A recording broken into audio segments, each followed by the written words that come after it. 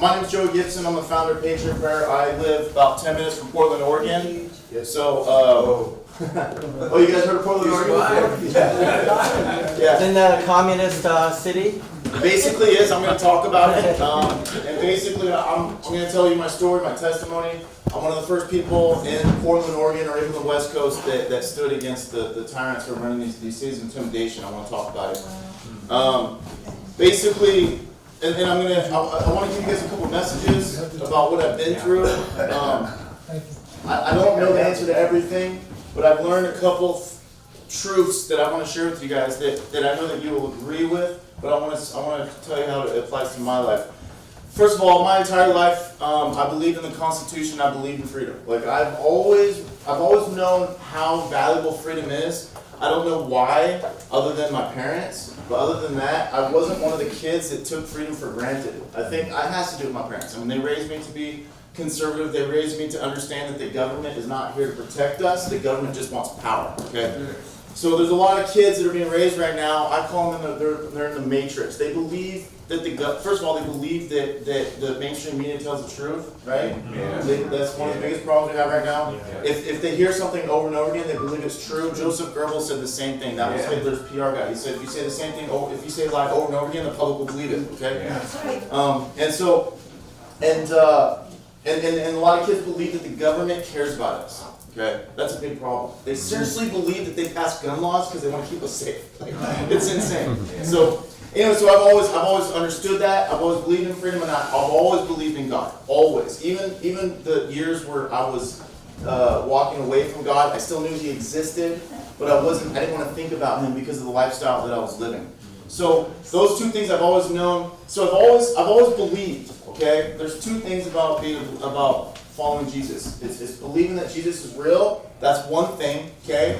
But the problem is the devil believes Jesus is real. Okay? It's not enough to believe. Okay, so I've always had that, but what I didn't have is living the life. Right? When you live the life of believing, oh thank you. That's perfect. Big hug. Okay, when you oh thank you. That's good. When you are living the life of Jesus, you're going to suffer. Okay? Amen. Like, because like what you said earlier, we're not here to get the approval of men. We need to care not about what men think, but what God thinks, right? Yeah. So when you are living the life of Jesus, the world's going to come down on you. Okay? At least that's what's happened to me. Yeah. When you are open and honest and you speak the truth, right? The world's going to come down on you and the mob's going to come down on you. Mm-hmm. I think about Jesus all the time, the day that He was crucified, and it was mob mentality, right? The way that they treated Him, yelling at Him, spitting on Him, right? And He's bleeding, and the thing is, He's doing that for everybody who was mocking Him, right? He was doing it for the mob. And this is the perception that I have, and this is what I want to talk about, because I have a lot of experience with the mob, okay? Almost weekly. Basically what happens is one day, I spent a lot of time sitting and watching the TV, watching the news, and I would get upset. I would see politicians lie, and I would get angry, right? But that was the extent of my activity, just getting mad inside my house, in the safety of my house, right? Until one day it changed my life forever. It changed my life forever because something happened, and it impacted me so much that I finally said enough is enough, okay? I'm sitting there watching down in San Jose, 2016, President Trump still running for the Republican nominee, so he's campaigning in California, San Jose, he's having a Trump rally. I don't know if you guys remember this. You probably don't because it didn't get the coverage it should have. People left the San Jose rally after Trump was done speaking, and the mob came after them and attacked them. Yep, it happened. Well, yesterday wasn't as bad. I was watching it very closely, and I'll talk about it in a second, but basically the police were watching. These kids, I saw maybe a 15-year-old skinny kid running for his life from a mob, like running for blocks as they're chasing him down, throwing stuff at him, kicking him when he falls down. And to me, like, that upset me because I didn't care if it was a Trump rally, I don't care if it was a Hillary Clinton rally, I don't care what rally it was. People should have a right in our country to go watch someone speak, especially someone who's running for the President of the United States of America, and they should be safe when they leave. That's right? This is a big part of our country. Yes, sir. You cannot have freedom without free speech. Yes. It is a cornerstone, it is a foundation to freedom. And so I saw this, And I was done at that point. I was so upset and I was angry because no one was protecting these people, right? And this is what they do. The media lies. They drum up this. It's all collusion, okay?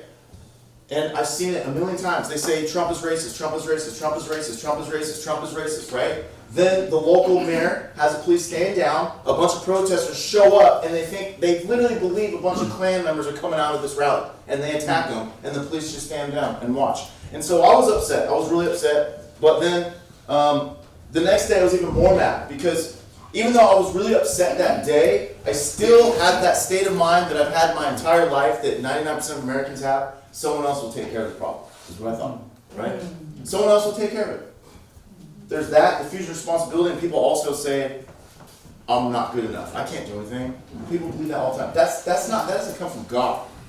Because God created us to change the world. God created us perfectly the way that we are when we live in His identity, when we walk on His path. Okay? So the next day, I saw barely any coverage. I didn't understand why there wasn't thousands of people marching in the streets for what had happened. Democrat, Republican, I don't care who you are, right? There should have been so many people marching in the streets upset about what had happened because we're talking about ripping the fabric from this country, okay? Because he's running to be the president of the United States of America. Even if you don't want to vote for him, you should at least feel free to go listen to him speak, right? Yeah. You got to listen to him. You got to see what he has to say without the filter of the lying media. So that's when, for the first time in my life, that's when I said, I'm going to do something about this. I took a problem, I saw a problem, and I said, no one else is going to do it, so I'm going to do it. Right? And that changed my life forever. Forever.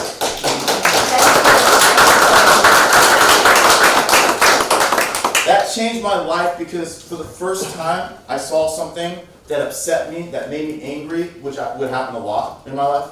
But instead of complaining, I said, I'm going to take action. I didn't know what I was going to do, but I asked God to guide me. See, all of you have something in your life that you're passionate about, okay? We have injustices happening in this world all the time, okay? Some things are more passionate to you than others, right? Some people are very passionate about the unborn, right? Some people are passionate about, all kinds of different things. You're not here to save the whole world, okay? There's too many injustices. That's not the way God built you. God built you specifically as a tool to attack something specifically, okay? You need to figure out what that is, figure out what it is that you're passionate about, and understand that there's a reason why God's making you feel that way. I talk about this story all the time. An atheist who doesn't believe in God dies, goes and meets God, and God says, why didn't you believe in me? And an atheist says, all the injustice, the rape, the murder, mass genocide, blah, blah, blah, hunger, all this stuff, everything, How is it that you as a God, happen to be a God, and you allow all that to happen? God has said, that's what I sent you down there for.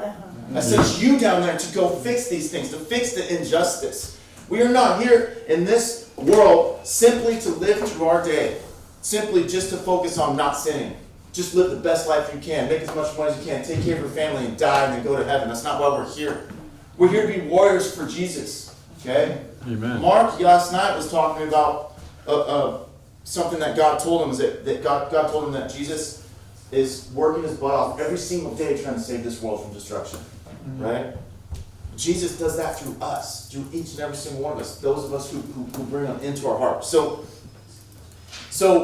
I made that decision. I had no idea what I was doing, okay? No clue. I had no social media accounts. I had none, right? I had no social media experience. I had no PR experience. I had no idea how to make videos. I had no idea what I was going to do or how I was going to do it, but I said, I want to start bringing people into these far left cities where the police are standing down. I want to put pressure on them, okay? And so what I did is I just grabbed a flag and I went out and went flag holding with my two kids. I had no idea what else to do. So I'm just carrying a flag by myself. And then eventually one person will show up, then two, then three, then I start networking, and then eventually I'll be able to text. And then like 20 or 30 people would show up during the Trump campaign and just go out and hold Trump flags on the street. And that's what, yeah, and so.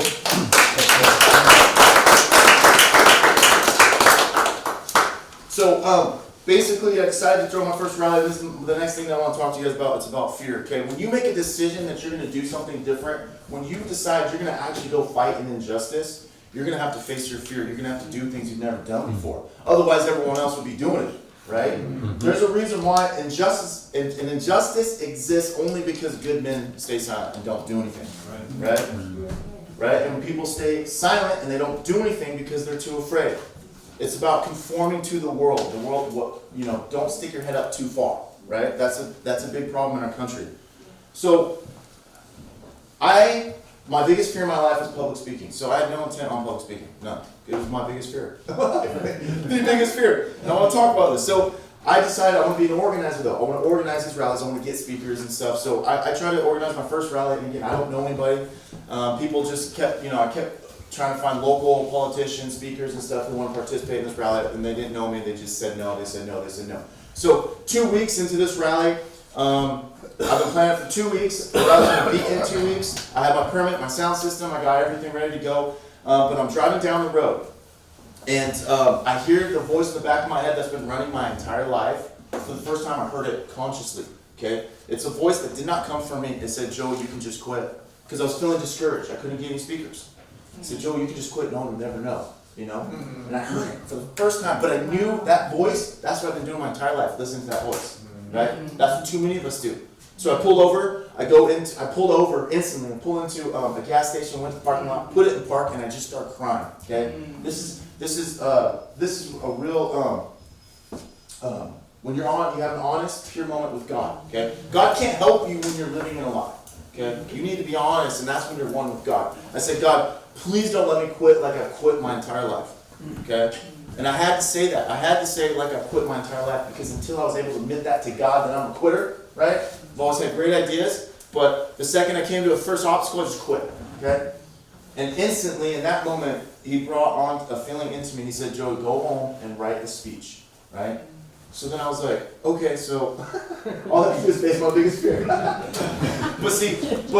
But I didn't want to quit, so it was more important for me to go face my fear, because I said, okay, I'm going to write a speech, I'm going to give a speech, I don't care if I'm the only speaker, I don't care if there's 2 people and a dog in the crowd, I'm going to get this done, I'm not going to quit, I'm going to do this. So I go home, I spent 2 weeks, writing this speech, like so nervous, I put so much effort into it, I worked on it so hard, and when I was finally ready to give my speech, about 2 days before the rally, I still had no speakers, but then out of nowhere, all the speakers started coming up. They started bringing them up. And it's crazy, because if God didn't withhold those speakers from me, right, I wouldn't have gone up to the next level, right? Sometimes God holds things away from you because he's waiting for you. He needs you to feel uncomfortable so you grow, right? Get out of your shell. So I still decided I'm going to do this speech. But you have to understand, I'm about to face the biggest fear of my life. Okay? The biggest fear, the night before I could barely even sleep. I don't know what you guys are afraid of. Like, if you're afraid of spiders, like imagine the next day you're going to have to go battle a giant spider. Okay? I'm afraid of spiders too. Anyways, the day that I barely slept the night before, and I'm constantly thinking about not doing it, right? That voice. So I go up about 5 minutes before the rally. I'm sweating. I'm scared. I literally run across the street to Starbucks, and as I'm ordering a coffee, I'm literally thinking about just turning around and running. Right? And it's a sincere moment. And you have to think about it. So you have two directions. See, life is very simple sometimes. You have 2 simple decisions in front of you, right? Like, be courageous or be a coward like you've always been, right? And that decision impacted my life so much, because if I would have quit that day, if I would have been a coward again, I don't know if I would have ever done it again, right? Because I would have ditched it, I would have ran. But I made that decision. I said, I'm going to do it. I'm going to be courageous. I'm going to go fulfill my destiny. Here's the thing. So I go up there. Within the first minute, I have this overwhelming feeling from God that this is my purpose in life, is to speak. Right? Like that, the value of knowing what God built you for is unbelievable. There's no amount of gold in the world that's worth that. Right? None amount at all. But this is the thing. All I had to do was face my fear. That's it. Right? That's why the enemy puts fear in your heart specifically for you individually, for the way that God built you. Because the enemy does not want you to find your identities. Right? The enemy knew what I would do if I started speaking and started spreading the word of God, started spreading the truth. Right? He knew that. So he put that fear in my heart. So you have to figure out what you're afraid of. Figure it out. And I'm telling you, if you face it, you're going to find a whole new life. You're going to find your destiny, which I'm sure a lot of you have. But if you feel like you're stuck at a certain level in life right now, because life is about transcending, it's probably because you're afraid to face one of your fears. So, with that being said, because of that speech and that rally, I gained quite a decent following, right? Because it's like, who is this guy preaching about God, preaching about freedom on the West Coast? You know. And on top of that, who is this guy that I keep seeing carrying Trump flags, with 20 people, I live in Oregon, It was a big deal. So it's not going to, make national news, but locally, it's like, who is this guy? So people start coming on. I started getting a following. My social media started to build. I learned how to edit videos. I learned how to promote. I learned how to do stuff. I'm just making stuff up as I go along. So my focus goes to Berkeley. It's the Bay Area, Berkeley, California. Berkeley was the front lines for free speech in 2017. They had Antifa there that was protected by the mayor, protected by the police, protected by the media. So anytime that we would go down there, they would call us white. The media would literally call us white supremacists. Nancy Pelosi called me out specifically and said I was a white supremacist, right? And so it's unbelievable. Yeah. Tell her to prove it. I'm literally and I don't know what I'm doing. All of a sudden I get a million phone calls from media down the Bay Area because I have something scheduled. They're like, oh, I hear you're coming down to have a white supremacist rally. Like, what? What are you talking about? And the crazy thing is, like, the media, the reporters weren't lying. They honestly thought that I was a white supremacist. So anyways, when we go down there, it was war zones. Like my first time in Berkeley, the first rally that I attended, I saw people getting beat up on the ground right in front of police. Like imagine I'm a police officer and I'm watching them get beat up. Right? So what they're trying to do is they're trying to build cities of intimidation, where if you don't conform, they're going to send the troops. They're going to send 1,000 Antifa after you. They're going to stalk you. They're going to take pictures of your family as they leave their houses, and then they're going to mail it to you. Right? They're trying to use intimidation. This is what communism is. You cannot convince people to go into a communist government. You have to intimidate them, or you have to make people feel like they're not powerful. Right? They need to be taken care of. I talk about that all the time. This is the victim culture. They want you to be a victim, right? So that you beg people above you to take care of you. They don't want you to understand the power of the human spirit. Because if you understand how powerful the human spirit is, right, the secret, Jesus, what you can do, you would never beg for a government to take care of you. Amen. So that's the biggest secret.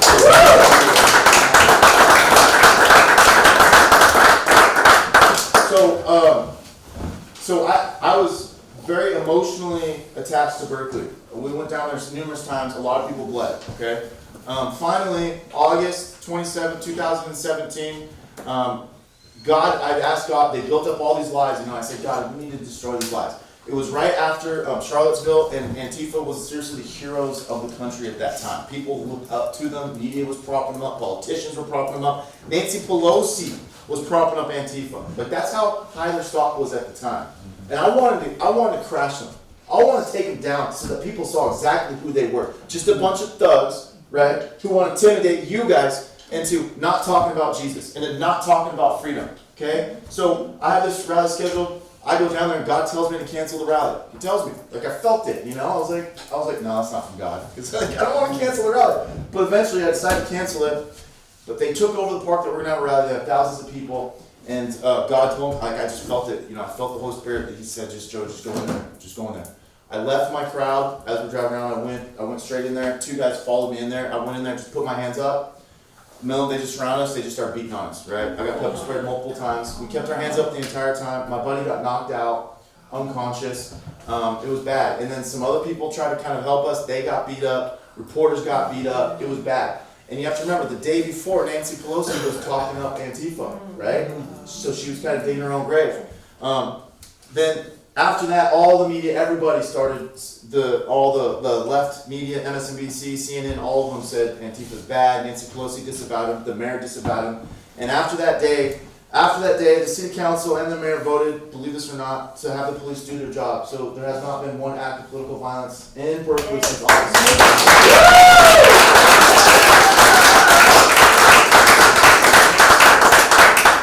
So the thing is, though, is that I saw it all started from me watching it on TV, right? San Jose's just across the bridge, but they watched, they saw. Like if you, what they started to learn is that if you build the city of intimidation, patriots are gonna come in and we're gonna expose you and we're gonna make you look bad because we're not gonna stand down. And that's what we need in this country. We need people to stop bending a knee. Stop hiding in your houses, because if you hide in your house now, yes, they're not gonna come after you, but eventually they will. And there'll be nowhere to hide. Nowhere. That's what we have to think about, okay? And so I decided to just kind of just be kind of the tip of the spear and go into it, and I want to talk about Portland now. So we had went over Berkeley. It was faster than I expected. It took about a year, so we started going into Portland. Portland was really bad, okay? Portland is the darkest city in the United States of America. I've been to a lot of cities, a lot of them, okay? There's something bad happening in Portland, really bad, okay? We know about, there's a lot of pedophilia, there's a lot of human trafficking, there's like, literally to be straight in Portland is frowned upon.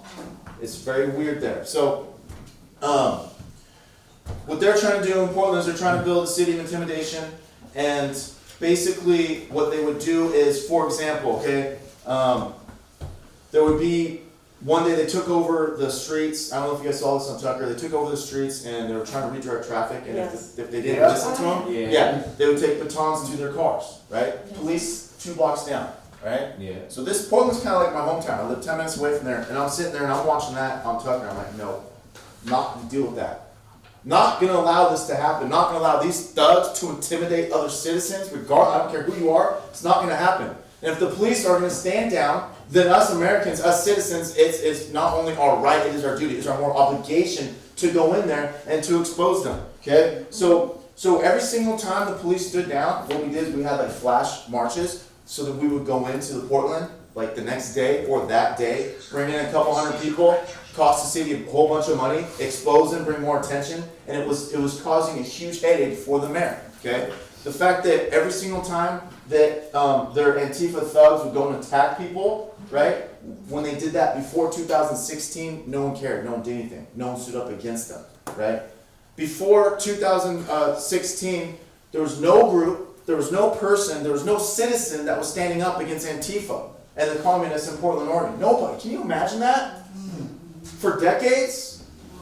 How is that nobody is standing up? It's because that diffusion of responsibility, oh, someone else will do it, right? So we started going in there, and it got to the point where people would call the police for problems. Police would ignore them, so people started calling me. How sad is that? Right? They can't get help from the city council, from the mayor, they can't get help from the police, right? They can't get help from anyone within Portland, so they start calling me. People who traditionally would hate me, right? These people who are socialists, or they think they should hate me, okay? But then they start calling me for help.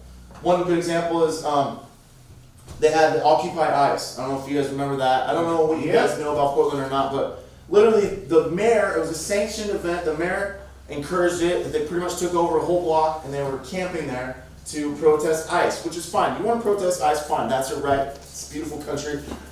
And the people who started were like normal liberals. Now Antifa slowly starts to infiltrate, starts taking over the communists, and they start to tell people what they can and cannot do. Right? They start to boss people around. They tell people they cannot talk to the police.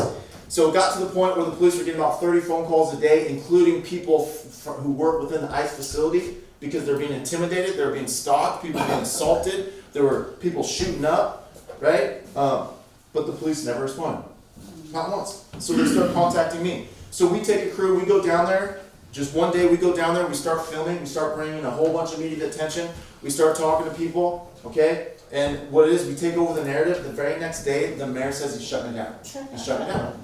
Because he doesn't want patriots coming in there to expose what's going on in there, right? He's okay with the media going in there, and they can filter it through. But when I go in there with my camera, right, and I'm backed by, God bless, all the people who I'm backed by a decent amount of people who actually know people, right? They start seeing this, they start making phone calls, they start putting pressure on the city, okay? And so they close it down. So basically, we kept going in there. My whole goal the entire time was to get Portland to turn against Antifa. That was it, turn against the communists. They can hate me as much as they want, okay? And one of the things that people don't understand, the reason why people don't do what I do, is because, and I was not prepared for it, it was constant hatred. Constantly slandering my name. Anyone connected to me, they would tear them apart. anyone connected to me, they go after their jobs. They get so many people fired. I cannot rent a facility to have an event unless it's from the government, because the private establishment, which I don't blame them, will get too many threats, right? So, you go after jobs. They, like I said, they'll take pictures of your family as they leave the house. I've had multiple tires slashed. They've been in my house several times. They're lucky that I did not catch them, because I would put them down in a heartbeat. They take one step on my property, they're going to go down, okay? Because that's my family. So that's what we're dealing with in this country right now, okay? But what I decided to do is that I'm just going to keep going forward, okay? Because I believe that God was having me do this, even though I made so many mistakes and there were things that I could have done better, okay? But I knew that this was a defined cause, right? A lot like how our forefathers had the courage to keep going, right? What they went up against is nothing compared to what I was dealing with. But I kept going to Portland. Antifa kept showing up, and I just wanted the city to finally crack down on them. That was my goal. Finally, August 17th, this year, 2019, Proud Boys had a huge rally, thousands of people there. And President Trump started tweeting about it. They said he's watching. Ted Cruz started calling out the Portland mayor, saying he wants to bring the RICO Act on him. Threats started coming in from all over the country onto this mayor. Okay, August, the day after the rally, August 18th, 17 felonies came down on Antifa. Finally. There you go. Finally. Hey. Yes.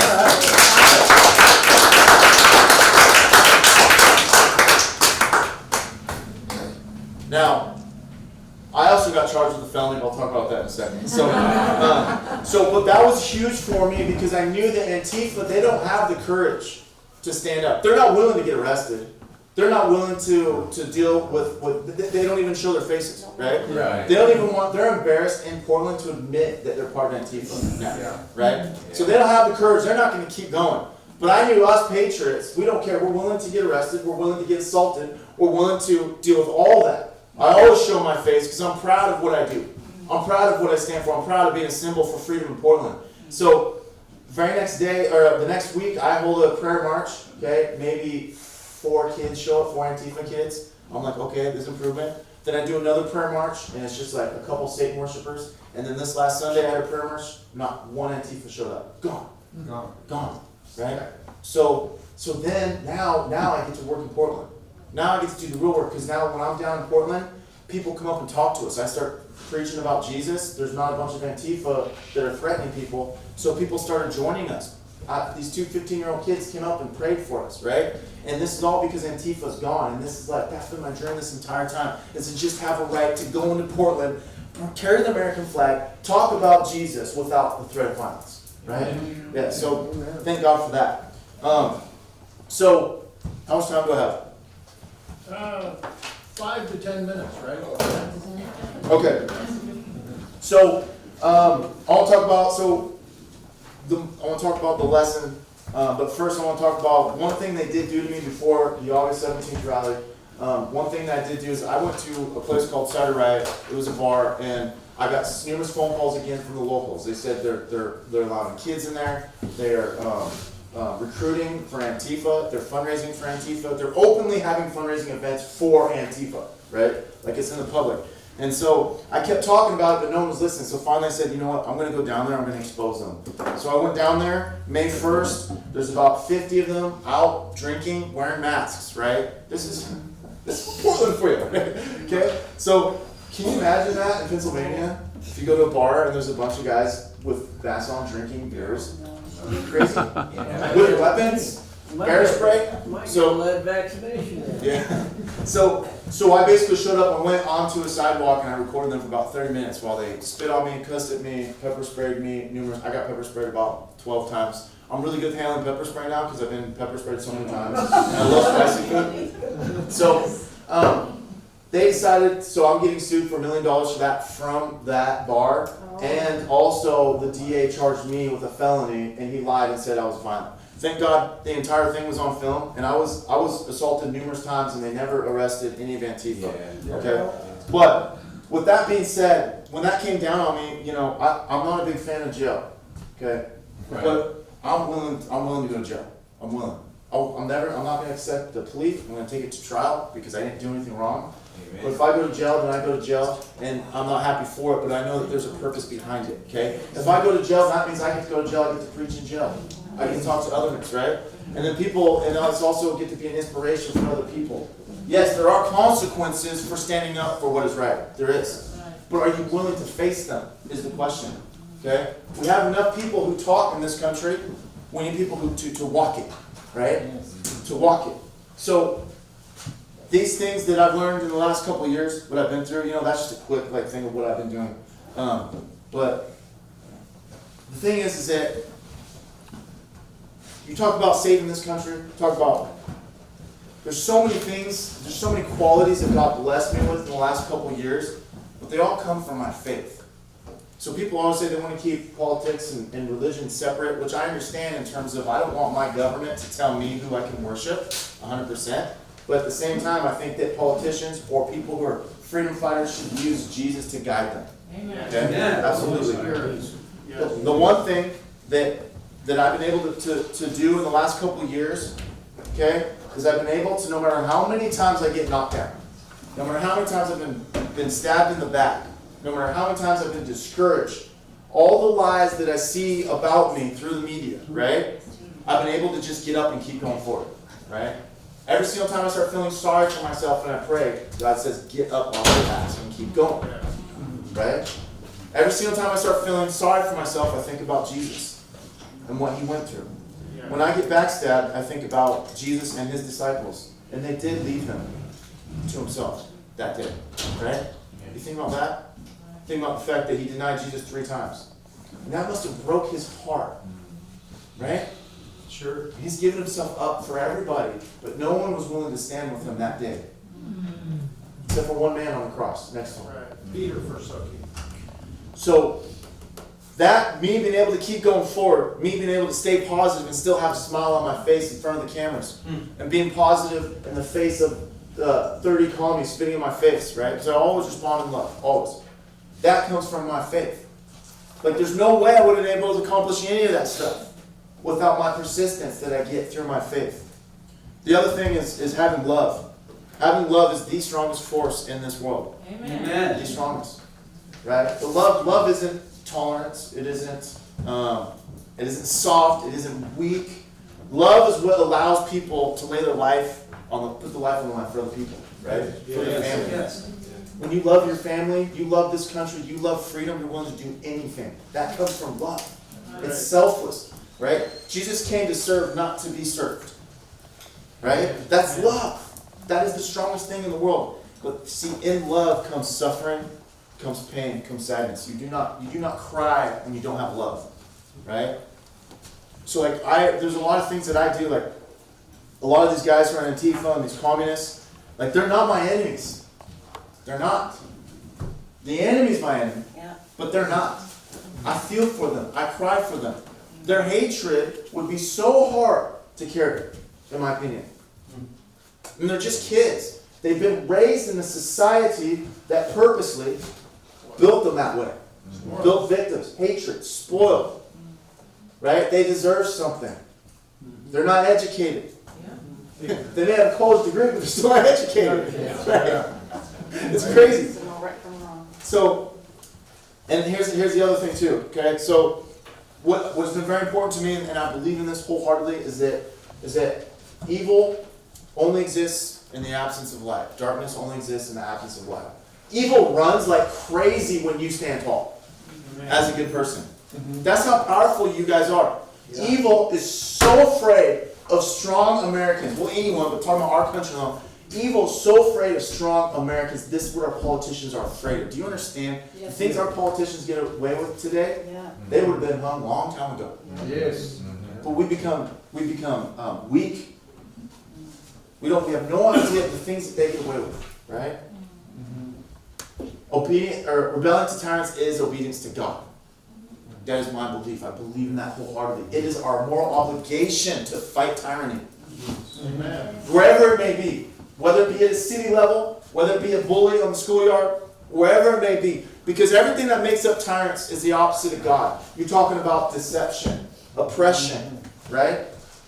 You're talking about genocide, unjustified murder. You're talking about all these things that is the opposite of God. So if you stand by while that happens, you are just as bad as the evil itself. That's right. You got to let that sink in. You got to accept that as part of your reality. If you see evil clear as day and you say nothing and you do nothing, you will be held just as responsible as evil itself. I believe God will hold you responsible. Yes. Like I said earlier, it is one thing. It is good. It is good to know the difference. It is good to know about good and evil. It is good to know about the spiritual world. It is good to know about God. It's good to know about the devil. That's very important. Okay, it gives you power to have that knowledge. But if you have that knowledge and you're not taking licks in this world for standing up for the truth, if you're not suffering for doing what you believe is right, okay, God's not going to know you. I believe in that wholeheartedly. It's not just about not sinning. It's about taking action and going out and fighting as hard as you possibly can. Because listen, if your life is very easy, right? Because there's so much evil in this country right now, you're conforming to the world. Right? It's too easy. That's what evil wants. Just conform, right? Yeah. Stop conforming to this world. Because it is so easy to rise up in this country right now because people are so lazy, they're so weak, and they just want to conform. Amen. People are not creative. People are not thinking up of new things. Okay? It is so easy. All you have to do is rise up. This is why there's massive censorship right now on the internet. Massive. If our ideas weren't so attractive, if freedom wasn't so beautiful, then they wouldn't have to censor us. Okay? They're censoring us like crazy right now, and a lot of it has to do with China and the big tech corporations. Okay? But I think that, okay, I'll finish up with this. I'm going to finish up. This is what I've learned. I went to Hong Kong for 9 days. I went again about 2 weeks ago, then they deported me. They're like, nope, they turned me around. I said, get out of here. So here's the one thing that I learned about Hong Kong. Unbelievable to me. Okay, they have 7.5 million people total in that city.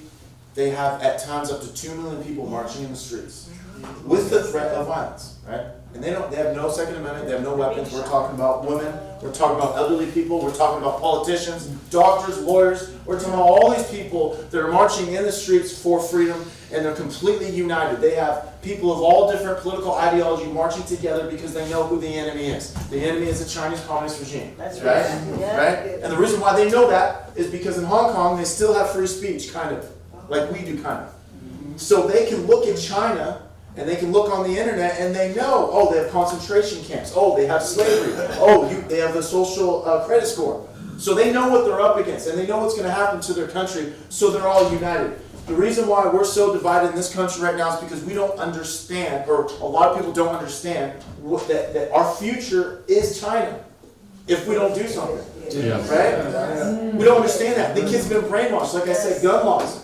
Oh, we need to pass gun laws to keep us safe, so they pass gun laws. What they don't understand is they want to pass gun laws so that they can be tyrants in the future. Right? That's what we have to do. So we have to stop treating the left as the enemy. We need to treat the people who are lying to them as the enemy. The liars, the deceivers, the manipulators. That's right. That's right. The leaders of those groups are the enemies. But the people at the bottom, we have to win them over. There's no other way. We will not win this country.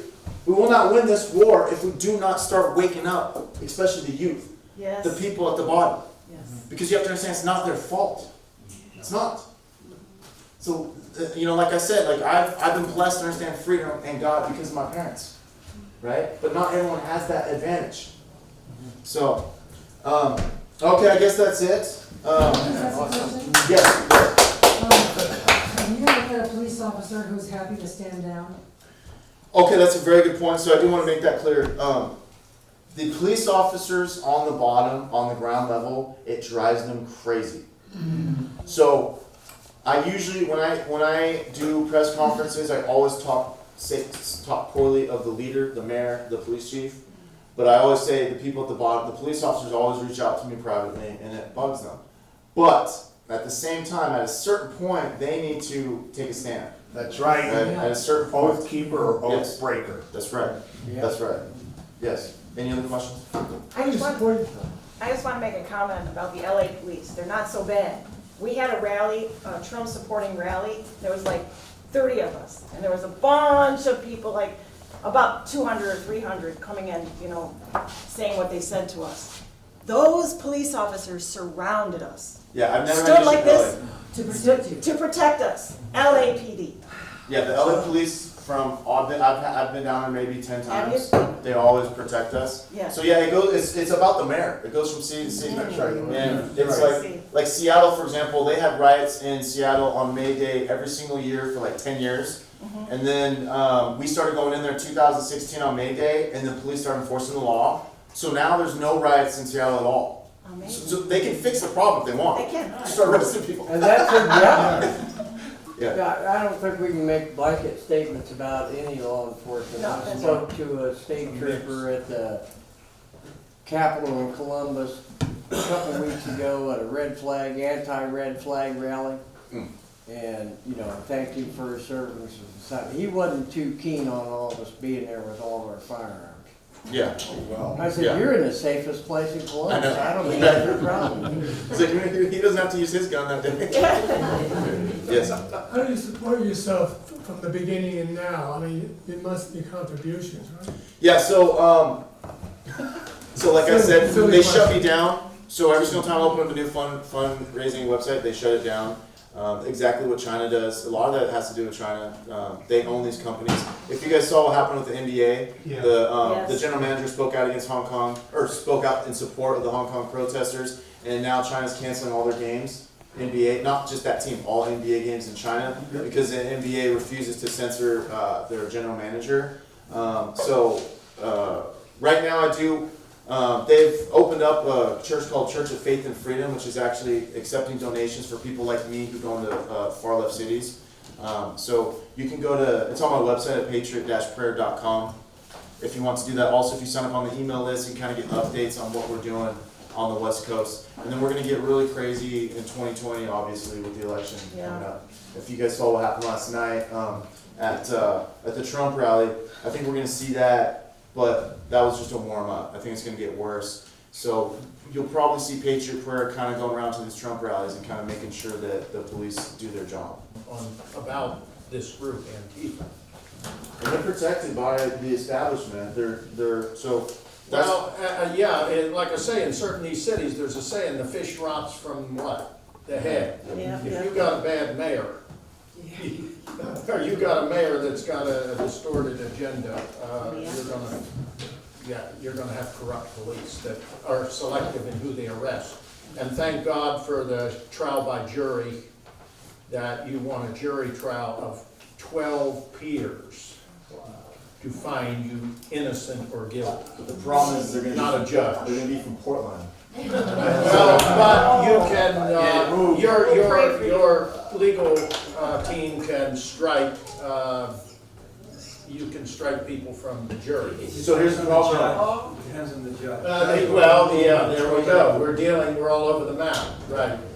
So there's a guy named Luis, an Antifa guy, who was on film in Portland beating up an elderly man, stole his camera and ran off on camera. So they took that to trial, and the lawyer the whole time was saying, oh, this is fighting white supremacists, blah, blah, blah. Right. And the jury unanimously found him not guilty. Thank you.